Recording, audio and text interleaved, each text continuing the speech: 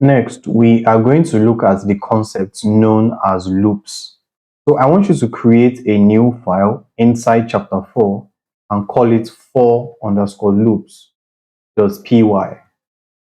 So before I explain what a for loop is, we need to first understand what loops are. Now, a loop is basically used to perform a specific action multiple times. So it's just basically used to, in programming, it's used to repeat a block of code multiple times. Now, in Python, we have two kinds of loops. We have the for loops and we have while loops. Now, for loops are used to loop over or iterate over a sequence. Now, a sequence can be like a string, for example. Because when we started this course, I explained that a string is a sequence of characters. For example, when we say name is equals to Solomon, this is a sequence of characters which are connected together and it makes it a string. So each item in this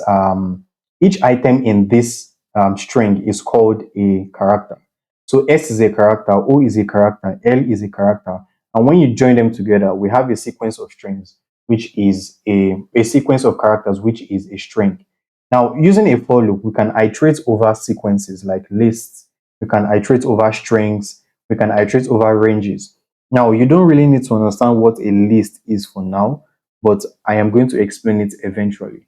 So proceeding, let's look at how we can make use of a for loop. Now, I explained that a for loop is used to iterate over a sequence of characters, and it is used to perform a specific block of code while looping through. Now, if we wanted to loop through this sequence of characters, which is a string, it is actually very straightforward. All we have to do is make use of the for keyword. So I'm going to say for I in name. Now, what exactly does this mean? I is the iterator. That is, I is the variable that is going to go through every single character inside this string. So it is going to go through each character one by one, starting from S. So at some point, I is going to be equals to S. At the next point, I is going to be equals to O. The next point, I is going to be equals to L up until N. So we're just looping through this string. It means when we say we're looping through the string, it means we're going through each value or each character in a string one by one. When I say for I in name, the next thing that we now need to say is we need to write the block of code that we want to perform or the action that we want to perform. Now, what I'm just going to do is I'm going to print the value of I. So this is the action we want to perform. For every single value of I of the name Solomon, we want to just print out every single value individually. So once I save that and I run it, you are going to see that we get S being printed out. We get Solomon being printed as well. It is character by character. Now let's examine what it does. So first of all, we have a for loop. It says for I in name, print I. So what that means is that for every value that is present in this string called Solomon, we want you to print each value. So it's going to say for I in name, then to grab this first value called S, then it moves to the next line, prints the value of S, then it continues the loop because all the values haven't been exhausted. Then it goes to O, it comes to this line and prints O, then it goes to the next iteration, which is L. So it selects L, then I becomes L, then we print the value of I, which is L. Then it goes to O, prints the value of O, goes to M, O, and then N. So at this point, when it gets to N, it says it's now I is now equals to N at this point. So we print out the value of I here, which is N. Now, since that is the final value, or since that is the final character in this string, the program ends at that specific point and it doesn't continue. So a for loop is just used to loop over or go through an entire sequence. Now the sequence could be a string, for example. It could be a list. It could be a range. Now let me explain what I mean by it could be a range. So in this example, we had printed all the characters in this string called Solomon. Now let's say we wanted to print out numbers from 1 to, let's say, 9. There is an inbuilt function that is called range in Python. Now, what range does is that it gives us, a range of values starting from one value to the last value that we declare. So let's see how that works. So I'm going to say for I in range 1, comma 10.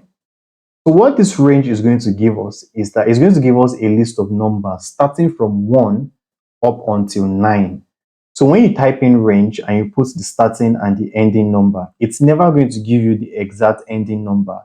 It's going to give you the ending number minus 1. So if I wanted to print out a list of numbers, if I wanted to get a range or a list of numbers from 1 to 11, I have to say for I in the range of 1, 11. So after doing that, what do I want to do? I just want to print out I. Now, once I do that, I should see the numbers 1 to 10 get printed out in the terminal. Once I run this, you can see that we get 1, 2, 3, 4, 5, 6, 7, 8, 9, 10 get printed out in the terminal. So that is exactly what the for loop does. It just helps to loop over a sequence. The sequence could be a list, it could be a range, it could be a string, it could be anything, like any item that we can loop through. It could be like a string, a sequence, a range. Now note that we can even perform some certain operations using inside this for loop. So for example, aside looping through this for loop, we can write an if condition to perform some specific block of code. So let's say, for example, we want to check if the number is even. That is, we want to print out all the numbers that are even in the range of 1 to 11.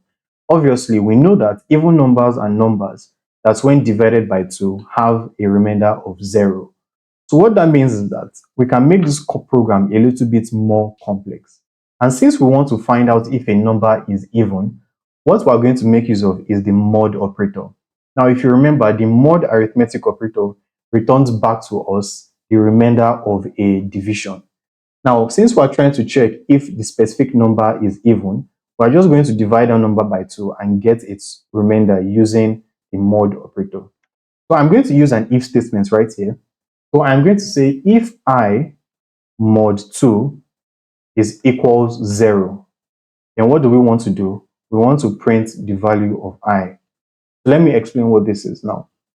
Now for I in range 1, 11, remember this is going to give us a list of numbers from 1 to 2, from 1 to 10, I mean. Now for every value of I, that is, we know that I is going to become 1, 2, 3, 4, 5, 6, 7, and up until 10. So for every value of I, we want to check if that present value of I divided by 2 has a remainder of 0. Now, since the modulus operator gives us the remainder of a division, that is why we're going to say if I mod 2 is equals to 0, then we just want to print that value of I. So what I'm just going to do is I will clear my screen and I will run this program. So what do you see getting printed out to us? You see 2, 4, 6, 8, 10. We see 2, 4, 6, 8, 10 because those are the only even numbers starting from 1 to 10.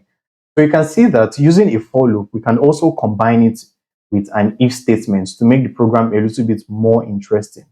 So while looping through a sequence, we can decide to perform some specific task, or we can decide to check for some specific condition for each item in that sequence or for each element in that sequence. So I hope that is understandable, and I hope you understood that. If you don't understand it, you can always ask me a question again and I will go over it. And you could always watch the video again if you feel like you didn't really understand it.